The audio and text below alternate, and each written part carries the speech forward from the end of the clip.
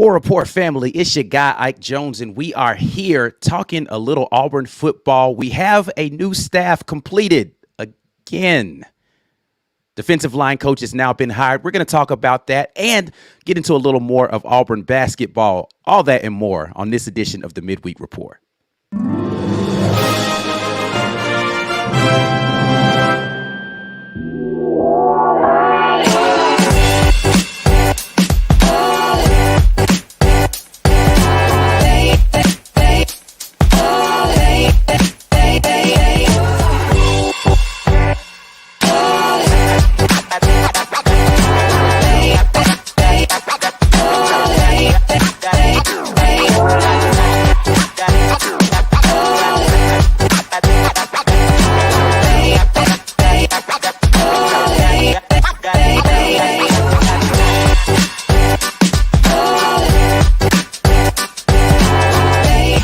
Thursday, a special Thursday edition of the Midweek Report. Your guy Ike Jones, Mike GB Will in here. C-Dub has the evening off. We are going to get in here and talk a little Auburn sports as always. Before we get into the conversation, make sure you guys are sharing the video out there on social media. We definitely appreciate all those shares.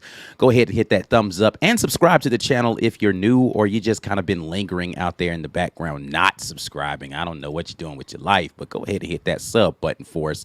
Before we get into the conversation, Mike G, tell the people about all the things that they need to be doing to get the most out of their War Report experience. Yeah, you can become a patron and help us keep the work of the War Report going. If you've been seeing some of the new content we're putting out, guys, these game day lives, the mix is a new segment we got going on. You can help support that work by becoming a patron, $5.99 a month. Sign up on YouTube. Hit that join button. Whether you're on PC or on cellular, you can do it from both. Also, you can give the gift of the War Report by hitting that gifted membership button.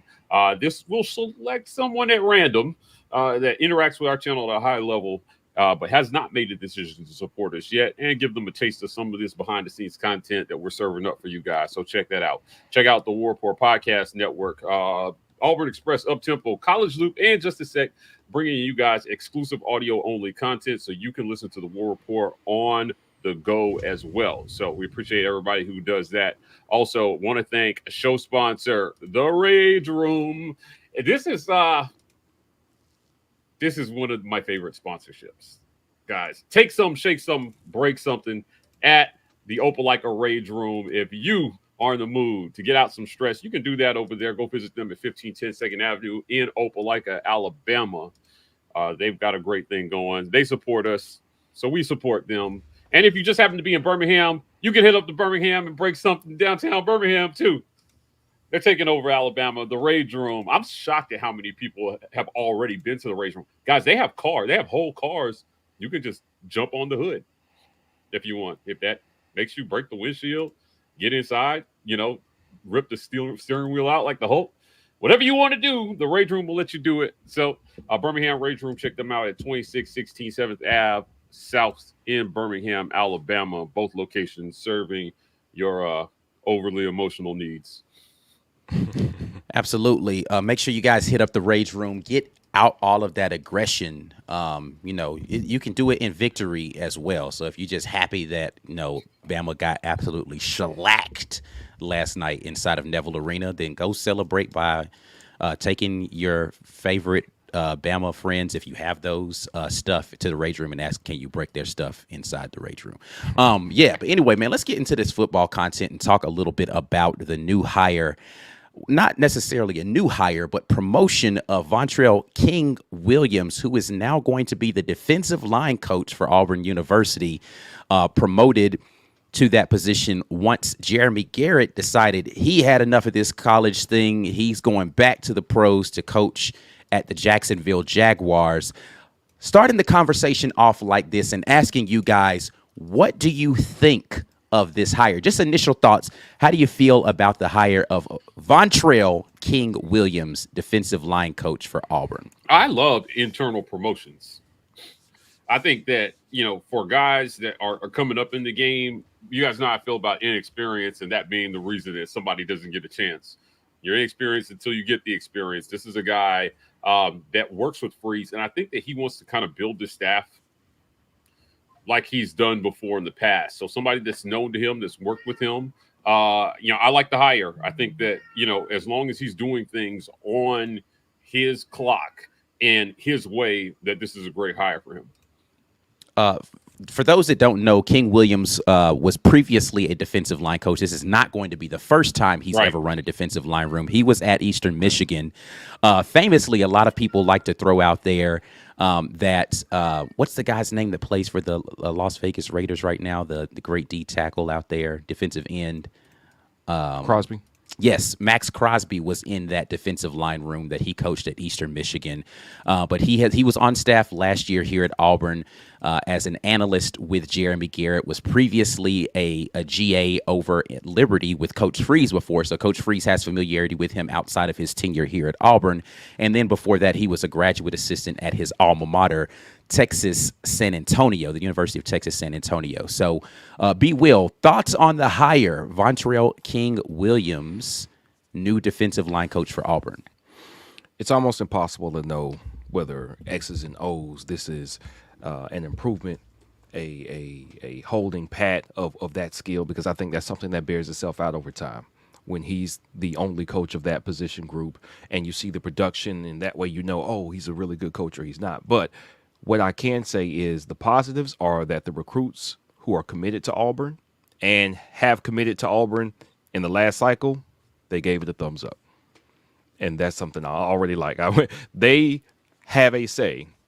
Well, they might not have a say in who gets chosen, but if they don't like it, there can be upheaval. And that is something that can affect the talent coming in and staying in. The fact that they like it, I think, is a good sign. So as far as what we know verifiably, recruits like him. Yeah. We had a killer of a defensive line commit group so far in the 2025 class. Cannot risk losing those guys because, of course, there are a lot of teams out there going to try to pick away at them anyway. We got 9.5 months for them to kind of get picked off by the vultures, and what we don't need is a reason for them to go looking elsewhere. So keeping that continuity. JJ Brandon, where you at?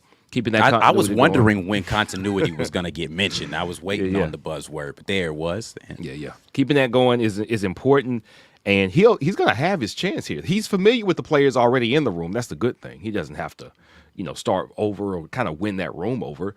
The players know him.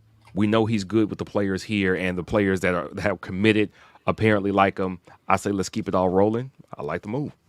Yeah, listen, to your point, the players have shown some pretty positive thoughts so far on the hire. I, haven't seen a player who has had negative thoughts on it, down to the fact that there are some recruits who aren't yet in the boat but have reaffirmed their commitment. One of the things I love that Jeremy Garrett did before he left, Junior Day was coming up. He stayed on campus to make sure that he put in a final word with those recruits and give them a vote of confidence for Vontrell, Coach Von. And, he's somebody, to your point again, B. Will, that the recruits had already had an opportunity to meet. When they got on campus, they've talked to him already. So it's not as if it's some new person they have to forge a new relationship with. So looking forward to seeing how that pays dividends going into the future. But Mike, you've had some insight, some opportunities to talk to some people interior to the program, and just your thoughts as far as players, coaches, people in the know. What do you feel like the sentiment has been about the hire from those people? Yeah, the most exciting part about this is that the players are excited about this internal promotion. So they hired somebody who can come in and maybe not galvanize, but just keep it galvanized. And I think that's important. I think that if they'll be able to take coaching and receive leadership from this particular coach, then it was a smart hire. I'm sure they took that into account when they made this hire. So I talked to, a player or two directly about this, and the best word that I can choose to describe how they felt was excitement. They were excited about this promotion, and they were excited about this particular individual, the opportunity for him. So seeing guys get happy for a guy to have an opportunity, I think brings more positivity into your program. And you can never, listen, in the SEC, there's going to be some down times. You can never have enough positivity in the room, if you ask me. So anything that helps to build that it's a smart move. Going into year 2, there's going to be a little pressure. I think that the defense outperformed a lot of people's expectations last year. So any perceived drop off now that you replaced Ron Roberts and Jeremy Garrett is gone, it's going to be looked at with kind of a questioning eye. So this is a good start, I think, and maybe it takes away the ability for people to say that you brought in somebody who was a dud. You promoted from within to keep the continuity going. Like you pointed out, this isn't his first time being a D-line coach. And maybe his first time being a D-line coach at this level, but he's done the job before. So, and now as an analyst, man, so many guys step up from analyst jobs to be coaches. Better men have taken steps down to be analysts to get into programs until a job opens. That's a fact. Yeah. So I like it. I think overall it's positive. Yeah, I mean, to your point here, this is the next step in his progression, right? He was a D-line coach at a smaller school, then he was an analyst at a larger school, and now a D-line coach at a larger school. Right? This is how careers are supposed to progress. If you're looking to move up in the world, I don't know if he has any future designs on being a defensive coordinator, but this is how you get to that spot if you're taking the logical steps.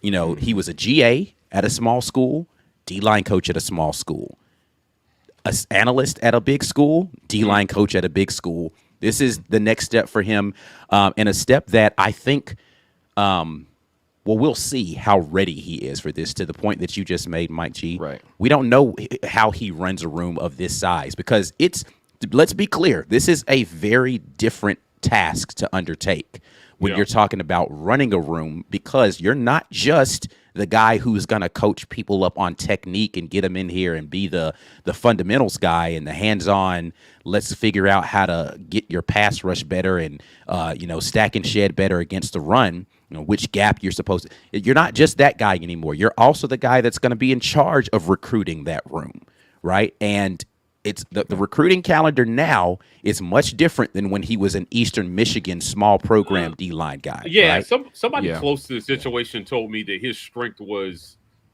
building relationships. That's what he does the best. This guy builds relationships with people, which is why the guys in the room were excited for him to get the job. We know how important that is on the recruiting trail. Absolutely. And that seems to be the only thing the Auburn fans have to celebrate this offseason is recruiting. So if he can get in there and continue to keep that going, I think that's a great thing, because Freeze has been preaching that you got to get out and you have to recruit, and you need a guy who's good at building relationships to recruit at a high level. They want to be in the top 5 every year in recruiting. So trust me, he would not have gotten hired if they didn't think that he had the capability of helping them reach that goal. Yeah, no, I have no doubt that a large portion of what this was about for Coach Freeze was about making sure that he continued the strength of what has been his administration thus far and what he's built in this offseason, which is, let me make sure I have guys who can go out here and recruit. Not whether or not they have a recruiting pedigree, but do they have the energy and the vigor to go out there and recruit the way that we have this set up. I think it's going to be very interesting to see what the recruiting activity for Coach Freeze specifically is going to be going into this next season as he takes his seat as the offensive play caller primarily, and how much of his duties he's willing to relinquish to other people as far as recruiting is concerned. He's got some very experienced guys in that defensive room that are recruiters, so he doesn't have to rely on Coach Vaughn to be that guy, but it's good to have somebody who has the energy to go out there and take these trips out there on the road and go sit in the high school bleachers of some kid that is playing, in lower Mississippi somewhere, that may be the next great defensive lineman for Auburn University, and he's got to go out there and find them. Let's kind of pivot the conversation a little bit and talk about the staff as a whole and a lot of the upheaval. We've talked about this a few times, but the staff now as it's comprised is as follows. Derek Nix, of course, the offensive coordinator / running back coach, Kent Austin, Marcus Davis, wide receivers, Ben Agamawa as tight ends coach, Jake Thornton, offensive line coach. And now on your defensive side, you've got DJ Durkin as your defensive coordinator. It's been rumored how these rooms are going to be split up is that Aldridge is going to be handling like the rush outside linebackers. So like the guys who are going to be playing the exterior defensive end / rush end / outside linebackers. Coach Vaughn is going to be handling the interior linemen. So your defensive tackle / nose tackle, depending on how they want to line that up. And then Durkin is going to help coach the linebacker core. And then you'll have Charles Kelly with DBs, and Wesley McGriff with, Charles Kelly with safeties, and Wesley McGriff as the DB coach. So everybody's going to have some sort of responsibility. Smaller rooms, right? So you don't have anybody with a really large room right now, if the way that they've divvied this up. What do you guys feel about a lot of the interchanging pieces now that we've seen during this offseason? There's been is there too much ado being made of the overhaul of this staff during this offseason, or is there legitimate cause for concern at how many pieces are new to their role with the on-field staff for Auburn University this coming season? I'll start with you, B. Will, and then I'll get to your comments, Mike.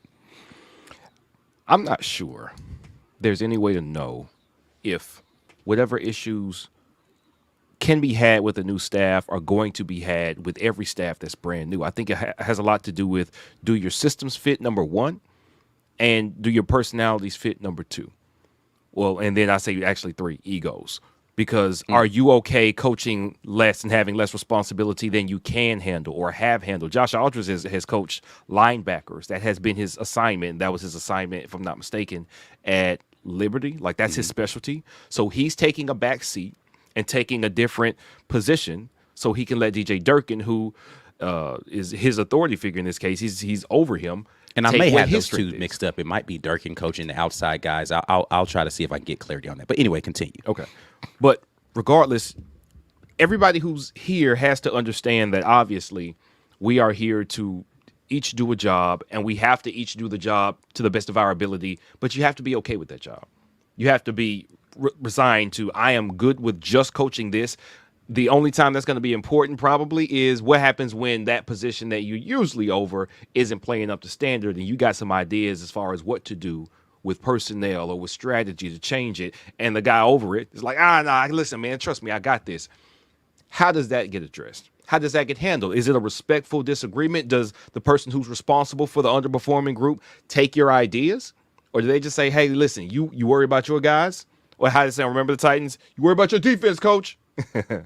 I mean, I don't think it can ever be that way. It's got to be the defensive coordinator's job to decide whether people are performing up to a standard. Like, I can't imagine that on a defensive staff somebody is saying, well, this is how I want to coach press man coverage versus how you want to coach press man coverage. We're playing this kind of defense. This is how we're going to attack it. If they're in that kind of space where defensive coordinator is not having the final say on stuff, then we definitely have some issues going on. And I'm not saying that he's not. I'm just saying I don't know how anybody is going to like that, accept that. We've seen that egos definitely affect some of this stuff to some extent, because last year everything wasn't 100% kosher in the room. So I don't know how this is going to be affected in that sense. I do think that we have a lot of talent, coaching talent on the staff. I think that's an overwhelming plus, a positive. Especially you've had guys who have been defensive coordinators. Josh Aldridge has been a defensive coordinator. Of course, Charles Kelly has, and DJ Durkin has. You have a wealth of experience back there. I always think that's a plus when somebody who's had big responsibility gets to come down and focus. So I think it's nothing but a positive as far as the talent, but how will that talent work together? And that's something that maybe didn't work so well last year. Hugh Freeze has understood that and addressed it now. So hopefully he's put better pieces together that will make a more harmonious staff for the 2024 season. Mike, jump in here. Much ado about nothing with all the staff turnover, or is this something that people should be ringing alarm bells about? Like, how do you feel about that? Both. I mean, I'm not going to sit here and act like the reason that they made changes was all positive. We know it wasn't. Right. You didn't change defensive coordinators because you just want to go a different direction and defense played so bad. You changed it because you had issues with the guy who was in there. Mm-hmm.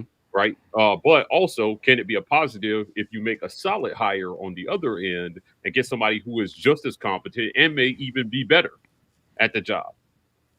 Sure. I think that in some of these situations, it's not linear. It's not like one or the other. It's just you had to make a change, so you made it. Right. Whatever reason you made it. There were a lot of rumors around Cadillac situation. I'm not sure that anybody actually knows the truth of what happened there, but we know that they made an 11th hour, proclamation of his resignation. Come on, man. People aren't dumb. As a matter of fact, I'll go as far as to say that I think that was a crappy way to handle that. So if you didn't want questions, about it. So, here's the deal. Freeze has got to make this staff the way that he thinks it can work because it's all on him anyway. Do you think that was a Coach Freeze decision about when the announcement was made? I would be remiss if I would say that he wasn't involved in that in some kind of way, right? I believe it was discussed. Who it ultimately came down to, we'll never know. But I just think at the end of we said this when Brian Harsin was here and he got rid of his first two coordinators after year one. If you're going to go out doing it your way. I'm all about that. That's why they hired you. Yeah. So I want to see what Hugh Freeze's vision for this thing is. Not something, and I think that's been the problem in Auburn for so long is just letting a coach, man. Stop telling him who to hire. Let him get his staff in. So if ultimately this is where it had to go for him to get his guys in, then I'm all right with it. It sucks for the guys going out, certainly. Yeah. Because they didn't sign up for that. They assume if you hired them that you want them on the staff. But if for some reason, just like I think, what was it? Bobo, that people kept saying that Bobo was kind of like a force hire for Harsin. Mm-hmm. He didn't really want Bobo. And I'm just thinking, why are we here? Why are we here where you hire coach and you're just not letting him coach? You hired Freeze because of his, acumen in SEC coach. Just let him coach. Let him get the guys that he wants in here and see what he can do when he does it his way. I think it's that simple. I mean, this is I guess this brings up a separate question. Do you feel as if there was any sort of suggestive, hey, you should hire this guy over this guy, or was it just he got who he could get, and then it was like, all right, well, when I have more time, I'll address that later type of thing? And either of you can jump in on that. Yeah, I think that's possible. I think it's possible that timing is everything when it comes to coaching, right? Like if the Dolphins just let Nick Saban get Drew Brees, then we'll have to hear about Alabama for the last 17 years or however long he's been terrorizing college football. So maybe the guy that he wanted wasn't available at that time, or a guy that he wanted wasn't available at that time. And now, like I said, it sucks for the guys in the job because you really have to outkick your coverage and outperform expectations to keep the job if that's the case. But I think it's a little bit of both here. I don't think it's time to freak out. But I do think that the pressure is on a little more than they anticipated in year two because of how year one went. And now you're making all these pieces, changing all these pieces. I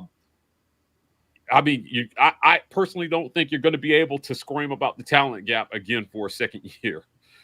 I don't think that's going to play well with fans at all. I mean, it didn't play well with fans in the first season, but there are some people who are defenders of the record saying, well, Coach Freeze warned us.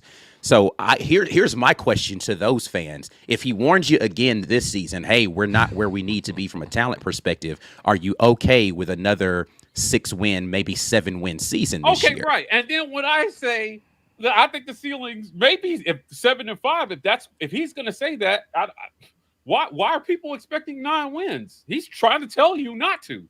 Right? Well, I don't know that he's going to say it. I'm just asking if that is if we hear that refrain again going into the season and people are like, well, he tried to tell, because that was what was said last year. Coach Freeze tried to tell us. And if he comes into the season and he's like, hey, I'm just telling you guys, temper your expectations, and we end up with that same result, are people going to be okay with that result? Yeah, I'll be interested to see what the messaging is. Now, I said this last year. We said it. A lot of us said it. The messaging wasn't great last year. It wasn't. I think that is a fair criticism of this coach. After the bowl game, same thing. He got ripped apart. I was too busy recruiting to help with the game plan until week of. What? No, man. That was weird. Yeah, so it's the messaging has got. It was an unpopular message with the players last year, talking about the talent gap constantly during the season. It's going to play even worse this year.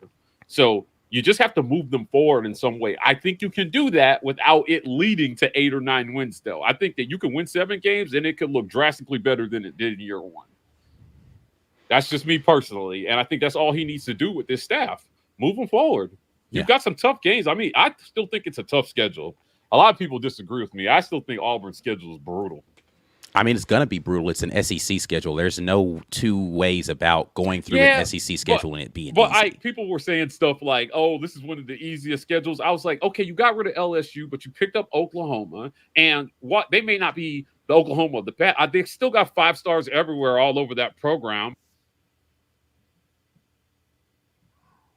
You know, we talked about this on the mix, right? Like, you have 3 teams on your schedule that finished in the AP top 10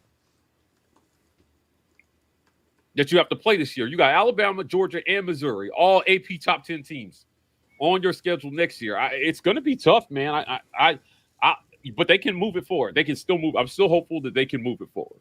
Yeah. Looking forward to seeing what year 2 is going to look like, because I think it should look drastically different, at least from the offensive scheme standpoint. And to your point, I think that talent is I don't really want to hear the talent thing this year. Coach the guys that you have and find a way to extract the most you can out of that talent, as opposed to just, in my opinion, you kind of threw your hands up and said, hey, we are what we are. You get what you get out here on the field, as opposed to saying, hey, we might not be the most talented team, but we're going to go out here and we're going to give people hell. I would have much preferred, I think, to hear that messaging. But, you know, I don't think the year 2 messaging is going to be that for Coach Freeze. I think because it is in his court, the ball is in his court now as far as what the outcome is going to be offensively. He's going to be singing a different tune going into the season, and I expect to see some different results out there offensively this year coming up. Yeah. All right.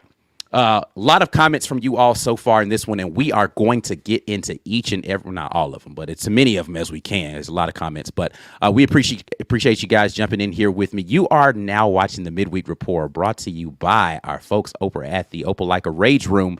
Let's pay a few bills, and then we'll get back and start talking a little more college basketball, because there's plenty to talk about there. Yeah. This edition of the War Report is brought to you by our generous sponsors. The Opelika Rage Room in Opelika, Alabama. The Rage Room is a place where anger and stress find their ultimate release. Call or text 334-777-6688 to set up a session today, or check them out online at opelikaRageRoom.com. Golden's Cast Iron. Whether you work out, grill out, or chill out, you deserve the best life possible, and Golden's Cast Iron is here to provide the tools to help you do it. Check them out at goldenscastiron.com.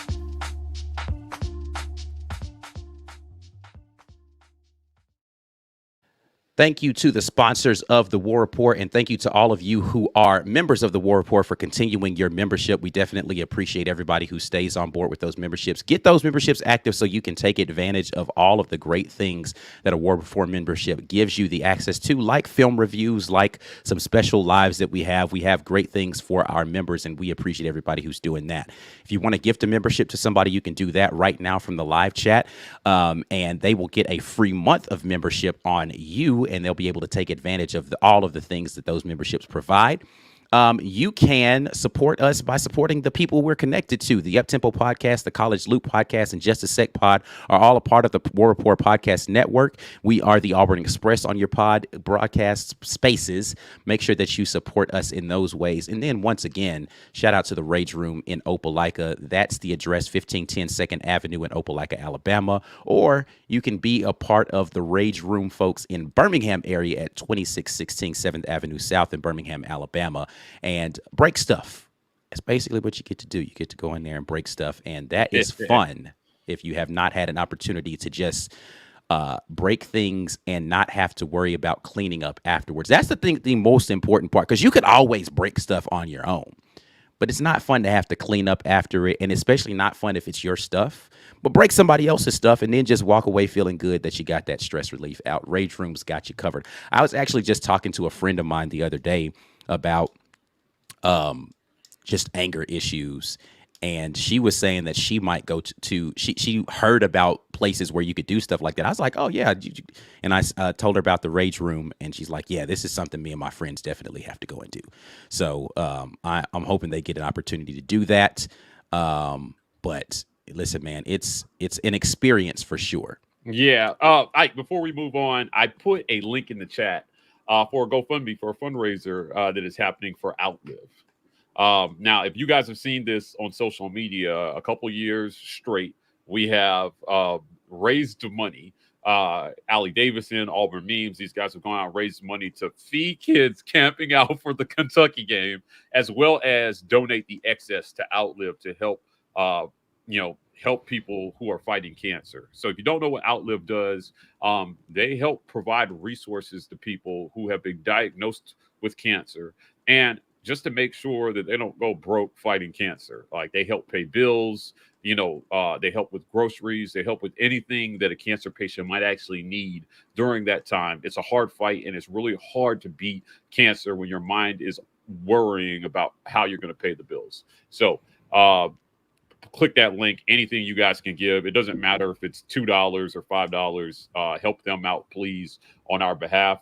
We will be out there handing out pizza to students before the Kentucky game. What do they call it? What do they call the campsite?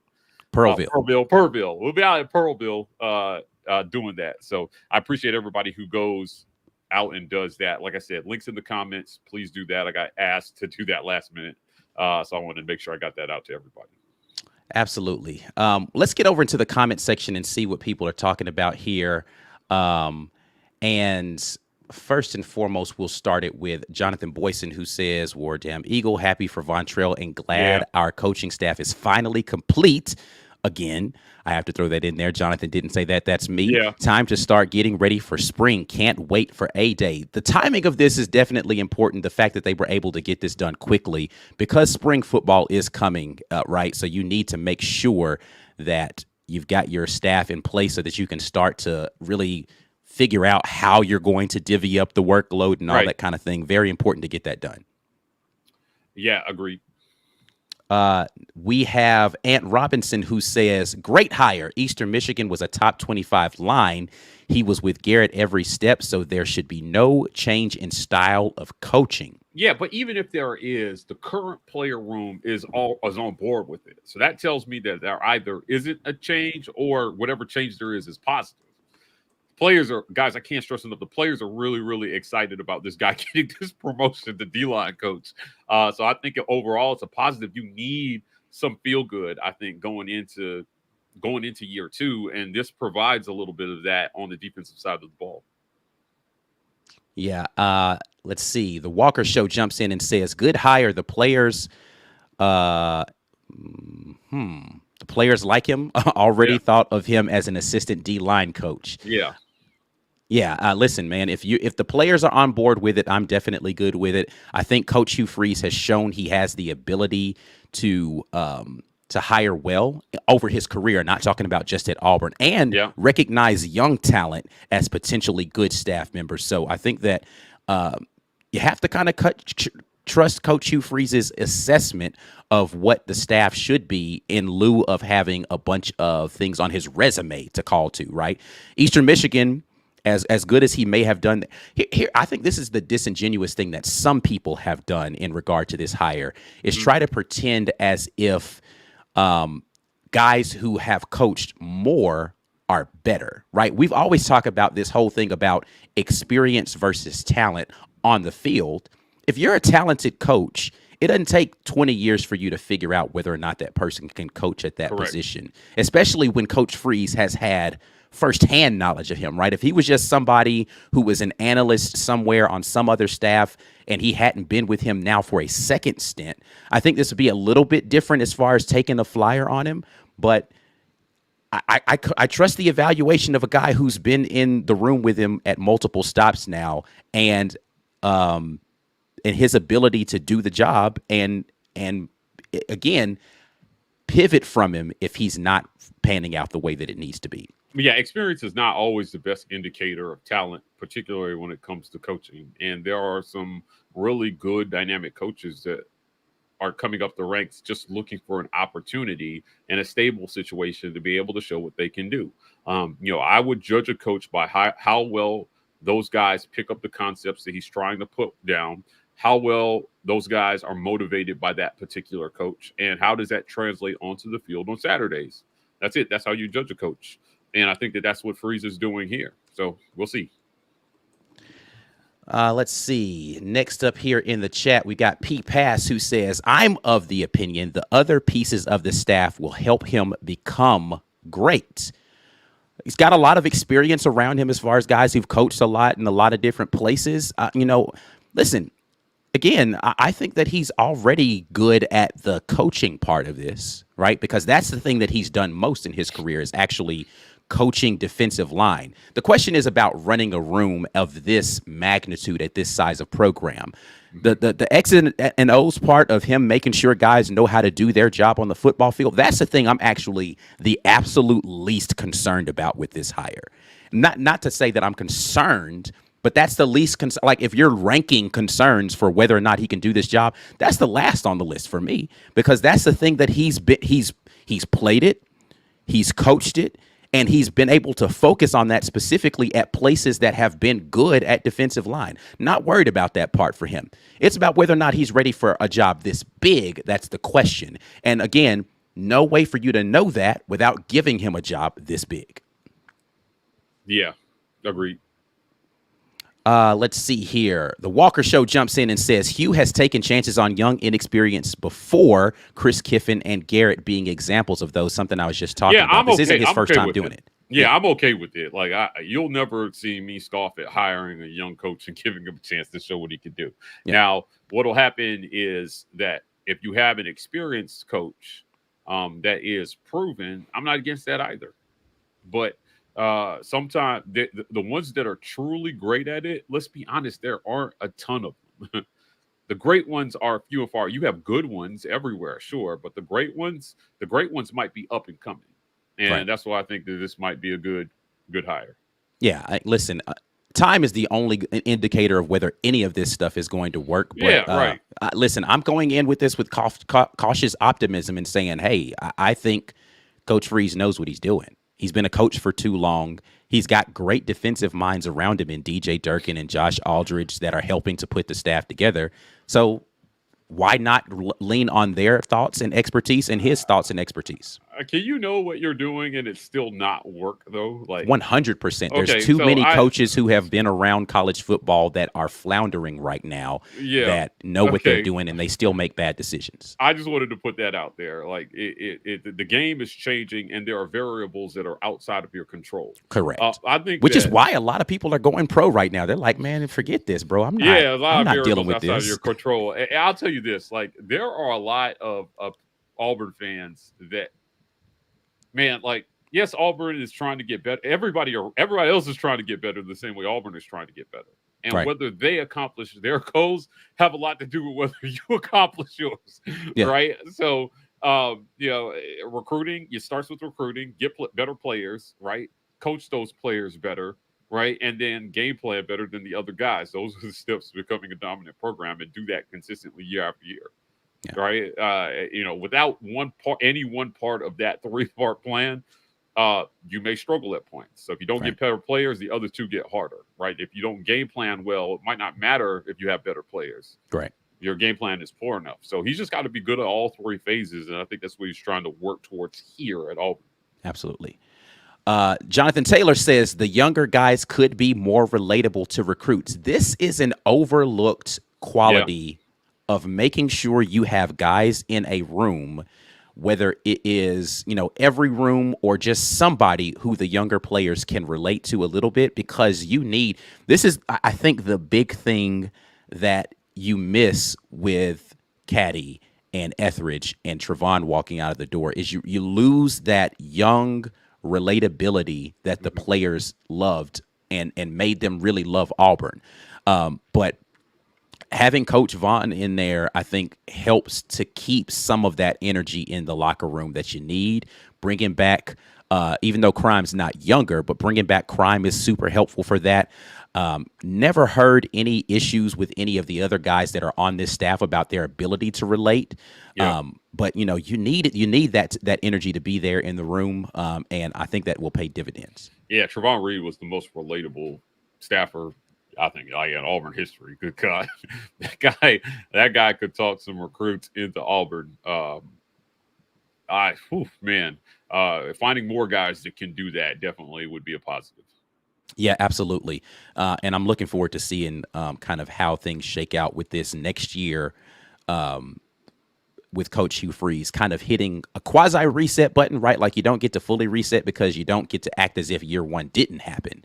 But it is going to be, I think, completely new. It's a facelift for the program in year one. New talent coming in the door, almost completely new coaching staff on the field, and new play caller for the offense. So it's going to be a new look Auburn team in this next season, and it's going to be interesting to see how those pieces align in year one of this rebuild or whatever you want to call it. Yeah. All right, we'll talk a little bit more football because you guys still have a lot of questions out here that we want to get to. But let's pivot to talking about the season that we are currently in, and that is basketball season. Auburn, fresh off of a victory in Neville Arena, 99-81 over the Alabama Crimson Tide, even making even the season series between the two teams and getting into a tie for first place in the SEC regular season crown race. Mike, you were there at the game. First and foremost, just quantify for me, if you could, the energy that was in that building last night during that game. By far and away, the loudest home game of the season. Guys, it was loud. My ears hurt after the game was over. I was able to get down to courtside for the swag surf. It was an insane energy. Number 2 for Alabama. His name just flew right out of my head. I don't even know their tall numbers. kid. What position does he play? I don't know, like center maybe. It's tall kid for Alabama. He fouled out. Talking about Grant Nelson. Okay. Grant Nelson. Yeah, I'm sorry. Grant Nelson heard it from the crowd all night long. Yeah. KD harassing Mark Sears at the end of the first half to where he couldn't even get a shot off. He got frustrated. Even a Bama staffer pushed an Auburn student after the game. Yeah. Neville was in their heads. And it is the biggest cheat code in college basketball is Auburn playing at home. Yeah. I didn't want to jinx it, but I started the tweet. I don't see how any team gets out of here with a W this season. It's going to be tough. It's crazy. It's going to be tough. Chris Beard commented on it, even on the women's side, right? Like, Kim Mulkey talked about the environment for that game that they had. They came in here, took the L. Neville Arena can absolutely destroy opponents. And so Auburn has played well at home. They haven't given up a game at home yet. I don't expect them to. They get the last big game they have at home, I think maybe, South Carolina and Kentucky, right? But these are this is a hard environment to play in. Kudos to the student section. They were loud. They let Grant Nelson hear it the entire game, right? When he fouled out, I mean, they were so intent on telling him to sit down. They shouted it while KD was shooting free throws. Janai actually was taking free throws, and Janai was telling them, like, "Yo, chill out, chill out, man. I'm already not great at this."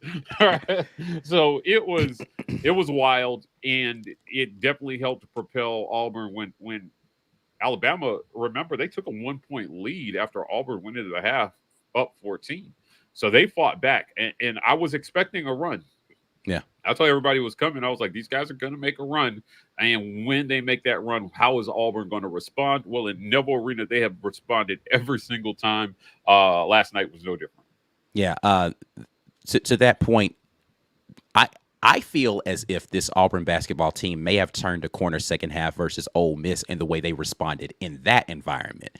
Being away, and it wasn't one of those quasi-home environments like it was at Vandy, right, where the Vandy fans didn't really show up, so like half of the capacity is packed with Auburn fans. This was a true the pavilion in Ole Miss was a truly hostile road environment.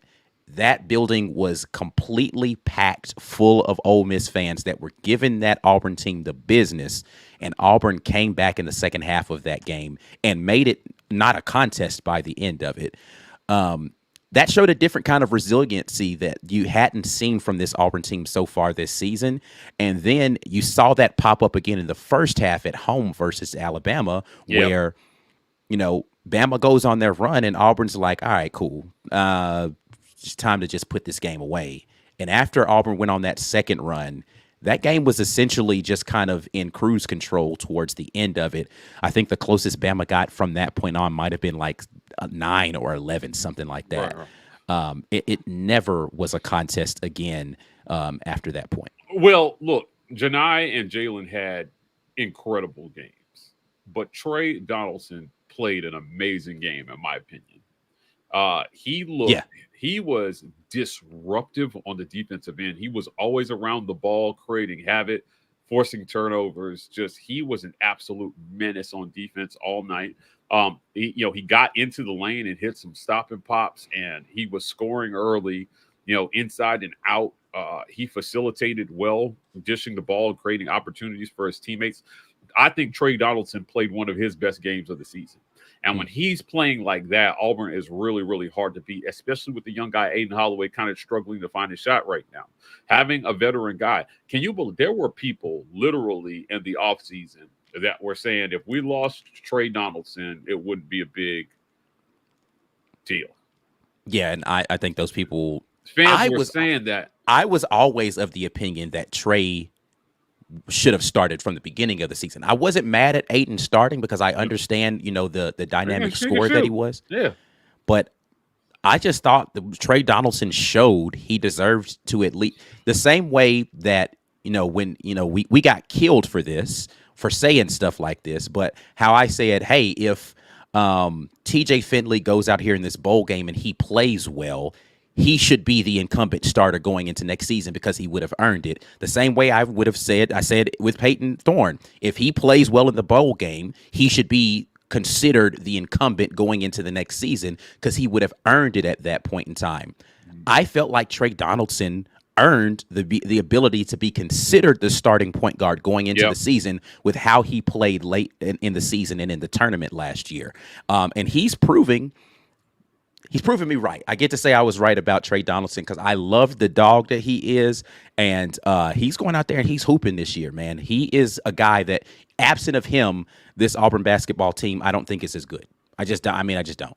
Yeah, look, we talk about the dynamic duo that Donaldson and Holloway have been, but for a young guy who we know is extremely talented, he's seeing young guy struggles in year one, and he's playing on a great team, and he's got amazing support, and it's nice to see that he's not being asked to carry the load of scoring the way that Jabari was, right? When Jabari was against tough teams, when Jabari was struggling, it was really hard sometimes for Auburn to find offense. And on this team, they've got Jalen Williams, who has stepped up to be one of the best scorers in the league, inside out. Again, he's showed a great game from beyond the arc. He's got a nice little floater in there, so he can play with his back to the basket, and he'll get in there and windmill dunk on you too. He plays great defense, and then you got Trey Donaldson who can step up, Chad Baker-Mazara who can also score inside out. Denver Holloway he could step back on you. Denver Jones, I'm sorry, that can Steph Curry you. They have a ton of options, and then to top all that off, you have to guard Janai Broome on the perimeter. Teams have been consistently leaving him open for that shot. And look, he's knocking them down, right? He puts in 2 a game in a tight game. That's 6 points that you don't expect, right, for the most part. And that can be absolutely critical in SEC play. 6 points from your big man shooting threes, and he doesn't have to shoot 10 of them to hit, 2 or 3. Wow. Right. I don't. This team, when they're on, and they do it better in Neville than they do on the road. But I was happy to see them get the road win and not have this letdown at home versus Alabama. Alabama had no chance, Ike. They had no chance in this game. Yeah, it felt as if, it was going to be a track meet at the beginning of the game, everybody. But what I felt is that, listen, at some point in time, somebody's going to get stops here. Right. And Auburn's the better defensive team. So Auburn's probably going to be the one that's going to be shutting somebody's water off at some point in time during this game. And that's essentially what happened. Is like, they figured out how to defend better against how Alabama was attacking them. And once that became the story of that first half, it was no looking back. The defense turned into offense, and then the offense continued to roll. The foul situation, people made a bunch of noise about how many fouls were happening in this game, and Auburn shot 50 free throws in this game, made 40 of them, but shot 50 free throws in this game. Made that second half a lot longer than it probably should have been with how many free throws were being hit out there, or excuse me, were being issued out there. But what did you feel like it was like at the game, as far as just kind of the intensity of the rivalry and the fouls and the physicality? Yeah, look, the way that the refs were calling the game, it was a physical game. Don't get me wrong, it was a physical game. I thought that near the end of the first half, Auburn was getting ready to run away with it, and there were a string of about 3 or 4 foul calls that really grinded the game to a halt offensively for Auburn. Right. They were not good calls. These were not good calls. So obviously, and I'm not alleging that the refs were favoring Alabama. I'm just saying let me say this. Every time the game seemed like it was getting out of hand, the foul call started ratcheting up. Yeah, these 3 or 4 calls I'm talking about kept this from being a blowout much earlier. I expected Alabama to go on a run, but if they had not made these egregious calls, it took Auburn from like 3 or 4 like team fouls to the bonus really quickly. And it was pretty even at first. Obviously, I think Auburn made a more concerted effort to get into the paint, which is why they got more calls the way that they. Kudos to them for not settling for jump shots, right, in those moments and getting down there and getting fouled. Look, it's not like Alabama shot no free throws. They're talking about the 53. You shot 35. Right. They had 35 free throws. In any game, that's a lot. Right. So they were just calling it, and the more aggressive team in the paint got more calls. Yeah. So and that's something that Coach Bruce Pearl and Coach Oates talked about. Was honestly, it comes down to the fact that Auburn played harder than Alabama did in this game. They wanted that game. I'll tell you, I didn't want to jinx it, so I didn't tweet it out during the game. But Auburn never lost a step. They never lost any energy. They played like they knew they were going to win that game. KD Johnson not letting Mark Sears get a shot off at the end of the half. Look, he had a great game, but I think he had the type of game that Auburn wanted him to have. Hear me out. He led in points, assists, and rebounds. Auburn had 3 different players lead in all of those categories. So you had a team versus a guy. Right. And I think that if any team can get it like that, us on him, that's the formula for beating a good team. Make their best player do it all. Yep. I saw Alabama fans on Twitter like bragging about the game that he had. I was like, I think he had the type of game they wanted him to have. His teammates had the type of game as well, though, that Auburn wanted them to have. Right. So Grant Nelson fouling out. 2 guys fouled out. Another dude was on the verge of fouling out. Come on, man. It played right into Bruce Pearl's hands. It was beautifully done. They'll take Mark Sears having a great game if they can shut everybody else down. Right. That's it. I think the craziest stat of the night, though, is Auburn scores 99 points in this game and only hits 5 3-pointers. So this is what I'm saying about them being the more aggressive team trying to get into the paint. And so the way that they were calling the refs were, because I can't stress enough, Alabama got foul calls. Right. If you're complaining about why it was lopsided, it's because they were settling for bad 3-pointers and they went cold at some point. Yep. They still scored 80 points, and I think that's a testament to how talented of a team they were. But when you take that many tough shots and the other team can score, you're not going to. It's going to be tough on you. Right. It's going to be really tough on you. So I kept watching the threes they were putting up. I was like, look, they're hitting their fair share of them, but they're going to go cold at some point. If Auburn can take advantage of those droughts, that's where that's where it came in. They were forcing turnovers. They were turning Alabama over. I don't know. I thought they settled for jump shots, and maybe it was a mistake. They should have tried to get into the paint more the way the refs were calling the game, and maybe some of those foul calls even out. You didn't do it. I mean, to your point, even if when they were getting into the lane, I think that the Auburn shot blockers were doing a phenomenal job of contesting without fouling for the most part. Yep. And just making it tough for them to make contested shots in the lane. It's like, all right, great. If you're going to come in here, that's fine, but you're not going to get an easy one. Right. So, do whatever wizardry you think you need to do to get this shot off, but verticality is how we're going to play this, and you figure it out. Right. Let's look ahead for the next couple of games, though, and talk about the remainder of the season for Auburn. Right. Next 5 games for Auburn are as follows: at Florida, at home versus South Carolina, at home versus Kentucky, at Georgia, and then a road trip to Tennessee. 8 games left, but those next 5 games are, I mean, if we're being honest, brutal. That's brutal. That's brutal. Yeah. That's a brutal trip to have to go to Tennessee and Florida, and then your home guys are 2 of the teams that are tied for the best in the SEC right now in Tennessee and South Carolina. Yeah. And then after all of that, or excuse me, your home is Kentucky, and then you have to take a trip to Tennessee to finish off that 5-game stretch there. Yeah, it's tough. Look, 4 of Auburn's last 5 games are against Quad 1 teams. So that in and of itself says it all. If you don't know what makes a Quad 1 game, right, you have to be in the net, the NET or the net top 50 if it's a home game. If it's an away game, anybody ranked in the top 75 is a Quad 1. Right.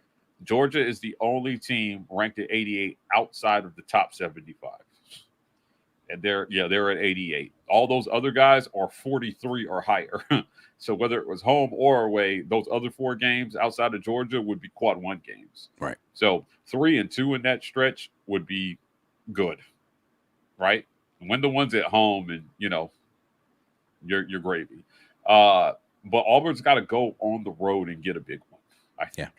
I think that's one of the things Coach Pearl talked about in his post-game presser. He's like, listen, protect home court and then go sneak one on the road nobody expects you to. I mean, at this point, I mean, you got to think the one that nobody expects you to win. If you're looking at kind of the odds going forward, and I'm taking a peek over here, Tennessee's the only game for the remainder of the season that Auburn is not favored to win. So that's the one, I think, that if you win that one, people start looking at you very differently nationally, and you kind of erase the narrative that was at the beginning of the season about what your abilities are on the road, even if you lose that Florida game. Yeah, like,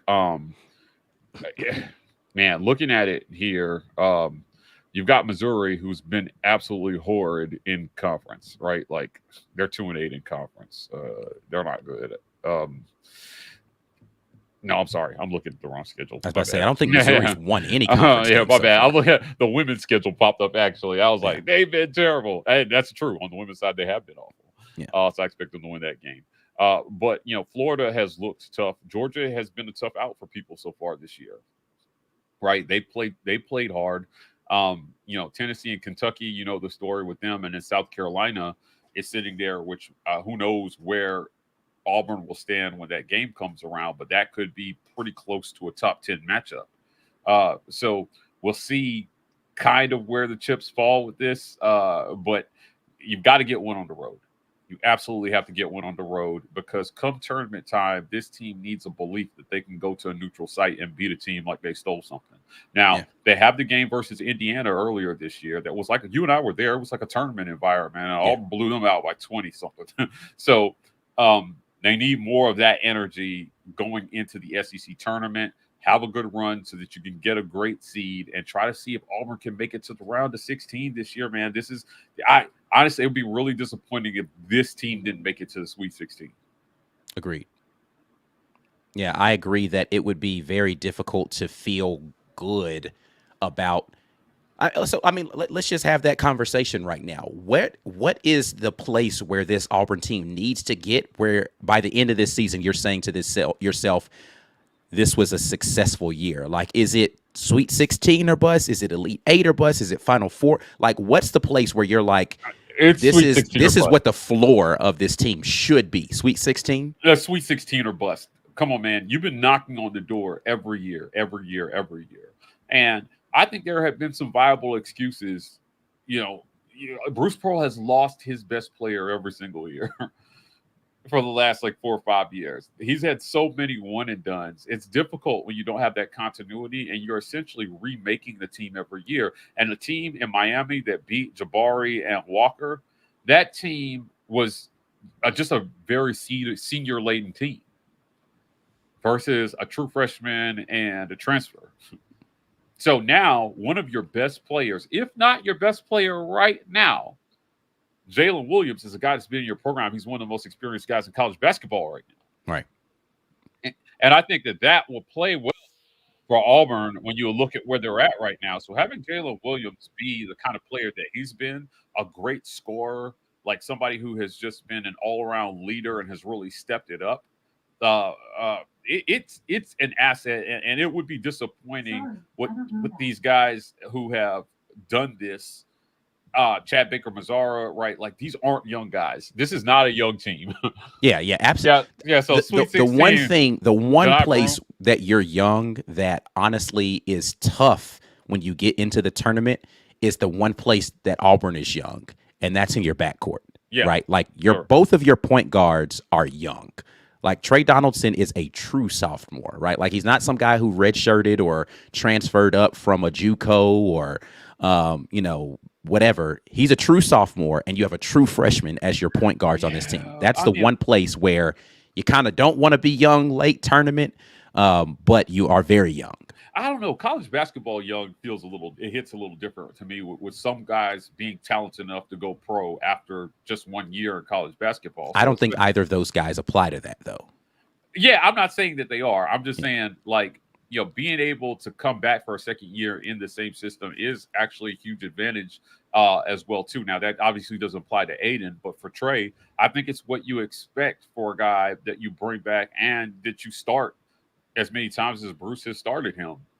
I still think that the 1 year of experience, he played a lot last year, has aided him into becoming the type of player that we saw last night against Alabama.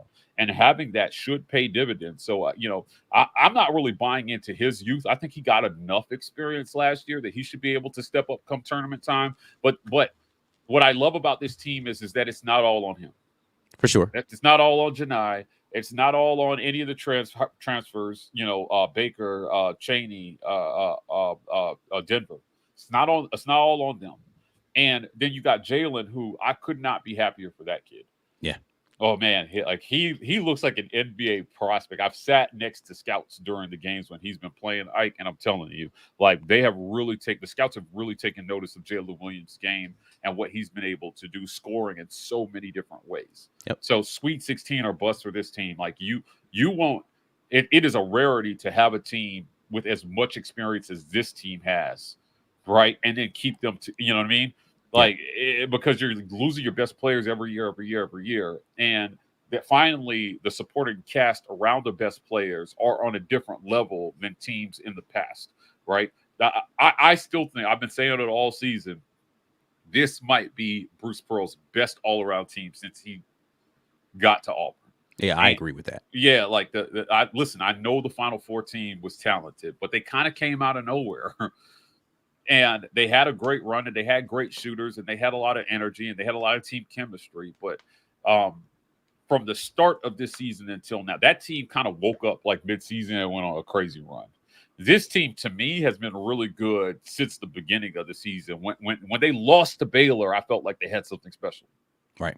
And the loss to Baylor at the beginning of the season, I was like, they're going to be all right. That was like a loss that felt like kind of like a half win. It was wild, right? So we'll see what they can do. Sweet 16 or bust, though. Yeah.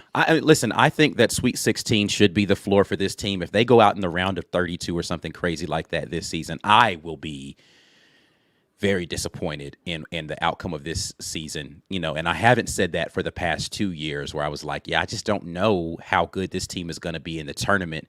And honestly, I need to see this team playing in the SEC championship game in the SEC tournament as well. Like, I think that this team should be able to make it to at least that championship game.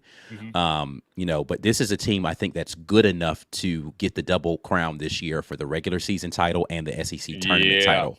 And I didn't feel that way about the last 2 seasons where we actually won one of the regular season titles. Pearl said last night about how important this game was. You lose this one, and that race for the regular season crown gets really, really tough. Yeah. So he underscored the importance of not dropping games that you should win down the stretch here, because it's going to be a really tight race. And make no mistake about it, guys, this is already a tournament team. Like, Auburn's in the tournament. I think we can agree this, right? Like, yeah, they'll have to have a disastrous end to the season. Man, yeah. Even if they lost every game, I still think they get in.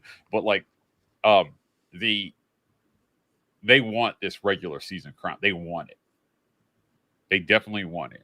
And being able to deny Alabama the regular season crown, I think would be amazing. Doubly sweet. Yeah, it would be doubly sweet. So they want this. I think Auburn fans want it. They've showed up to games. If you got a standing room only to the Kentucky game, it's going to be upwards of $200. It's going to be absolutely crazy. And if you get a chance to go out and support, I'm still trying to get my sister and my mom to the game so they can experience it. I took her to her first game a couple of years ago. And this year, man, I think everybody should be able to experience Neville Arena at its best, and that was last night. So Kentucky has a chance to be that same type of environment, and so does South Carolina. Yeah, looking forward to seeing how it goes down for the remainder of this season. Again, tough stretch coming up. Next game is against Florida on the road. That is not a gimme game. Auburn's going to have their hands full. Looking forward to seeing how the Tigers perform down there. Let's get to some of these comments here, talking basketball right now. Brad Browning says, I've been in Neville when it's like 25% capacity for volleyball, and it's loud then. Yeah. Definitely a raucous crowd. Listen, man. Gymnastics is like, we've talked about this many times, and I want to reiterate and re-impress on people how crucial it is for people to show up for every team that Auburn has out there, whether that is volleyball, gymnastics, women's basketball, softball, baseball. If there's a crowd that's allowed to watch and they are stepping onto a playing surface that is in Auburn, Alabama, that crowd needs to be deafening and imposing and intimidating for the opposite team to come into every single time. Yeah, absolutely. 100% agree.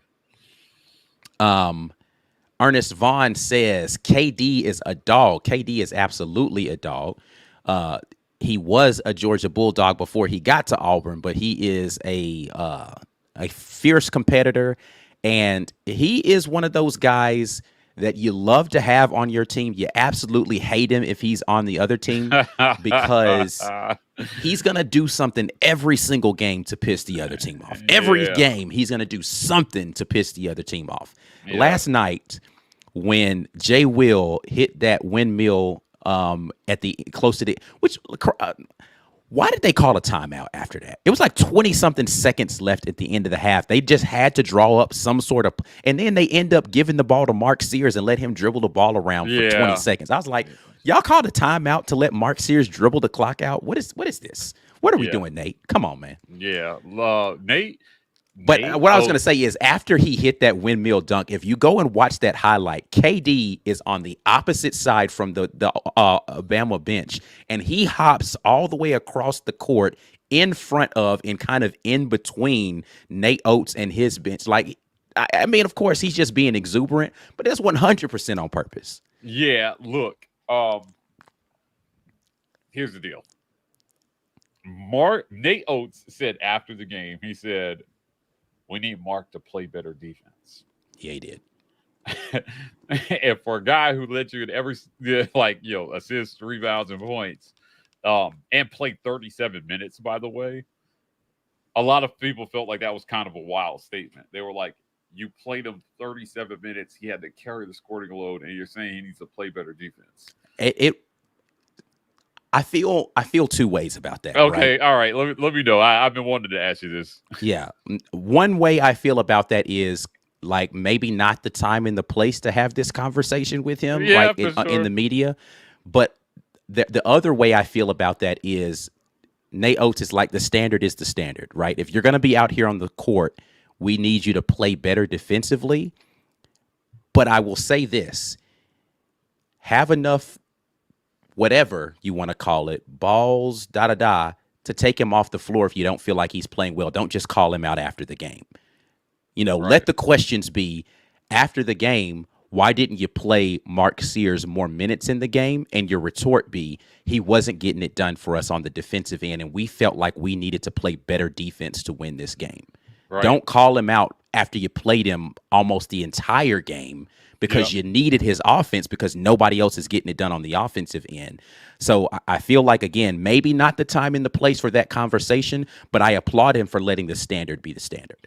Yeah, not the time and the place in my book. Not after the type of game he had in every other aspect and the way the other guys played. I thought Mark Sears battled pretty well. It was just he ran into a buzzsaw. I mean, having the type of game he had in that environment, I don't know. Like I said, I'm not a Mark Sears fan, but like, no, Mark Sears is he's a talented player. Talented, but I got sick of seeing him throw his head back every time he get into the lane and he felt some sort of contact from anybody trying to get a whistle, jumping into guys in the lane to try to get whistles. It's like, listen, man, James Harden popularized this kind of play from a point guard. So he got it honest, but he's just annoying to watch play, man, because it's like, dude, you're good. You don't need all of this extra theatrics to try to coax whistles. Yeah, absolutely. Let's see what else we got out here. Ernest Vaughn says, yes, Ike, 1,000% agree about that second half turnaround. Speaking of the turnaround at Ole Miss kind of being a catalyst for what we're seeing right now from this Auburn team. Yeah, absolutely. Ole Miss fans were upset about the sweep. They should have expected it, though. You're Ole Miss. Listen, basketball is not what you do. I don't care if Chris Beard's there. And Chris Beard, congrats to him for turning that program around in such a short time for them being as competitive as they've been. But let's be clear, they're not a good defensive team, and that's the reason why they're kind of capped at what they're going to be able to do this season until they can play better on defense more consistently. And if you ask Chris Beard, I think he'll agree with my assessment. This is not a good defensive team for Ole Miss. Yeah. They've got good shot blocking, but just how they as a team play defense is disappointing at times. The effort is, if you go back and watch that film for the Ole Miss game, Auburn had way too many easy buckets in that game. Way too many. Like, you can't give up that many uncontested shots at the rim and expect to have a good defensive outcome. Yeah, absolutely. Walker Show jumps in and says, got to stack the wins up and beat Florida on the road, etc. I agree. I mean, I think it'd be good to be able to give yourself a little cushion so that you can falter later. And this is a crucial one here for Auburn versus Florida coming up this weekend. Yep. Susan Scale says, had to have SEMO. Yeah, so Bruce talked about his effort, and he did. He may have did some things defensively in that game. Just a great role. He understands his role on this team, and I think that's great. When he takes a three, I don't mind it every once in a while. He only shoots like 3 a game at most. I mean, he honestly is averaging, I think, 1.5 3-point attempts per game right at this point. Agreed. So, yeah, listen, I think he needs to make them because almost every single one he takes is wide open. But, listen, I will there are certain guys who offensively, they're not going to give you a lot. They're just not. But you need them to be a good basketball team. And Chris Moore is one of those guys that is crucial to the chemistry of this team because he's going to give you Janai and who was else? And Jay Will talked about this in the press conference. They are happy when SEMO does something good on the court because of the effort that he relentlessly gives you in practice every single day. And he's going to come out there and give you that effort every single minute he's on the floor when he's in there during the game. You need guys like that who are just like, I don't care if I don't score a single point. I'm going to hustle for every rebound. I'm going to try to make it hell on whoever I'm guarding out here on defense, whether it is out top or in the paint. He is a guy that you need on your – That's a guy that's required for a championship team. Somebody who doesn't need any credit, but is going to do all the dirty work. Yep. Steve Bradley jumps in and says, if only get Aiden playing like he is capable, look out. If we could only get Aiden to do that. Yeah, he's going to wake up at some point, and God help everybody else when he does. Hopefully nobody else falls off when he wakes up, but that's the whole point of having a team. It's very possible somebody might be slumping by the time Aiden wakes up, but that's why you need depth, right? So, like I said, I'm just happy that we're not sitting here, with fans criticizing Aiden because he can't carry the load offensively for an entire basketball team. It felt like I don't think people overly criticized Jabari Smith, but it felt like that was the pressure that he was under at times. I agree that it was a Jabari Smith or bust team, and this is why the emergence of a guy like Jay Will is so important. Had this Jalen now. Listen, we're going to enter the multiverse here, but had this Jalen Williams been present in the Jabari Smith year, which he did show up really big for the team in that game versus Miami in the tournament when Jabari was struggling. But if that Jalen Williams had been there for the entirety of the season, I think that team goes further.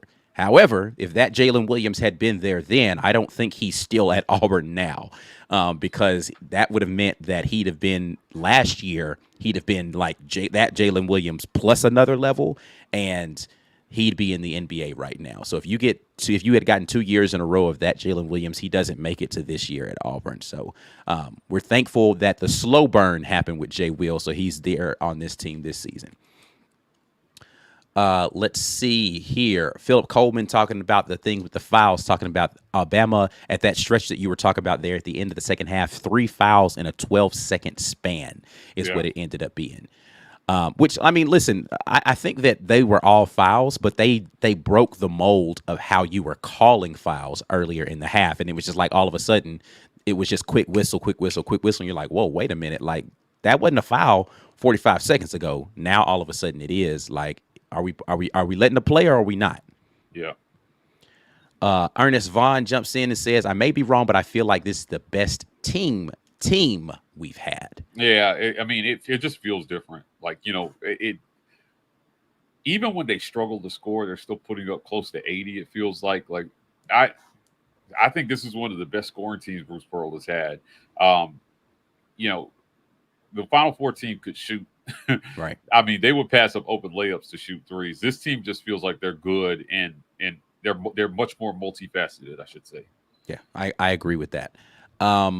Super chat here from Big Gap, who says 6th Man of the Year award goes to Chad Baker Mazzara. Yeah, probably the most underrated offseason pickup, as far as transfers are concerned. A lot of people were talking about Chaney Johnson and Denver Jones, but Chad Baker Mazzara wasn't getting a lot of that talk, and look how he showed up. Yeah, I agree that to me, he's been the most impactful transfer.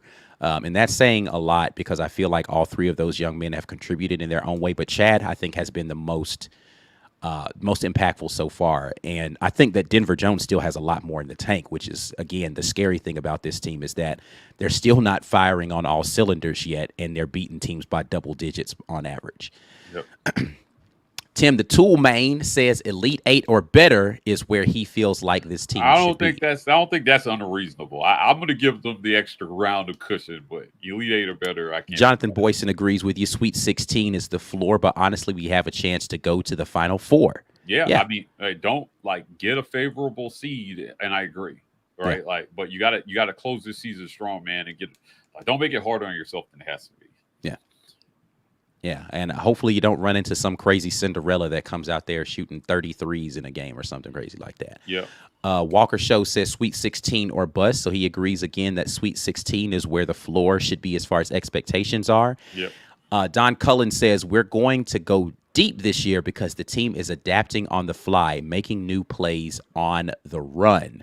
Yeah. I think this is a very astute point, how much this team has adapted and now playing through the post as opposed to how they were playing earlier in the year. Coach Pearl had come out and said he wanted to play this 5-out offense where Janai was going to be more on the perimeter.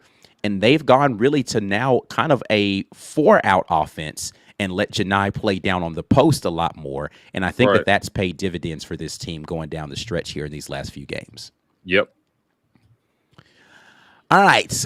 That's it. Any final thoughts here before we get out of here, Mike G?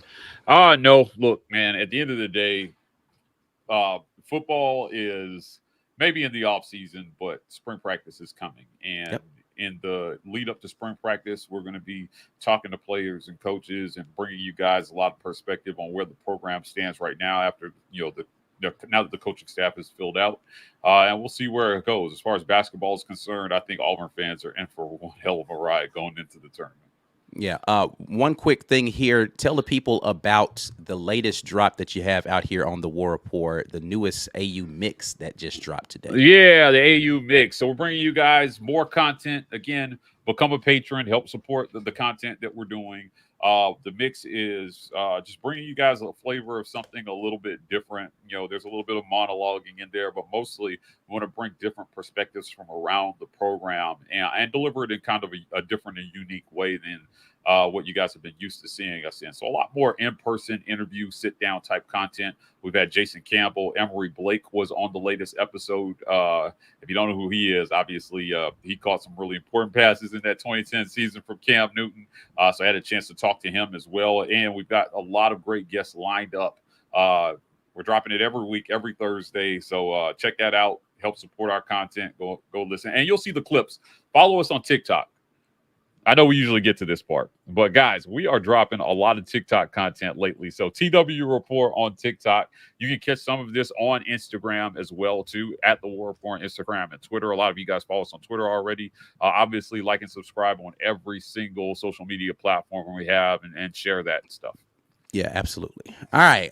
Final words here. Let's talk about getting these memberships active. Mike G, you want to talk to the people about it? Yeah. Look, become a patron. This is a growing community. This is always growing. So I appreciate everybody who sticks with us through the off season. Lots of film review stuff. We put some stuff behind the paywall for everybody. So become a patron. Help us get that content out. Also, you can give the gift of the War Report and gift some memberships. We love when people do this as well, too. This show was brought to you guys by the Opelika Rage Room. They're a great show sponsor. We love them. If you want to get some stress out, listen, shake it, break it, and take it at the Opelika Rage Room. Also, they have a Birmingham location that you guys can go to. Tell them that the War Report sent you, and they will give you free stuff while you're there. I was told to pass that message along. Tell them the War Report sent you, and you'll get free stuff. I'm not saying what the free stuff is. Could be a bottle of water, could be an energy drink, could be an extra windshield to break. Say the War Report sent you. If you go to Birmingham or Opelika, and they will definitely take care of you guys. Last but certainly not least, check out the War Report Podcast Network, the Auburn Express, Uptempo, College Loop, and Just a Sec, bring you guys lots of audio-only content to listen to on your commute. Absolutely. Before you guys get out of here, make sure you're doing the necessary, sharing the video on social media at the War Report, hashtag get your weight up. Like this video, please give that thumbs up right down there below the video. Subscribe to the channel if you haven't already. We just told you about this, but we are on social media at the War Report. That is Twitter, Instagram, Facebook. TW Report is what we are on TikTok. We'll be back at you guys with some more Lobtown stuff before the Florida game, so be on the lookout for that content. I think I might have some film for you guys from this Bama game that I'll try to get out, and maybe we'll do some recon stuff on Florida. So members, make sure that you keep your notifications on for that stuff. But we are out of here until the next time, and as always, War Eagle.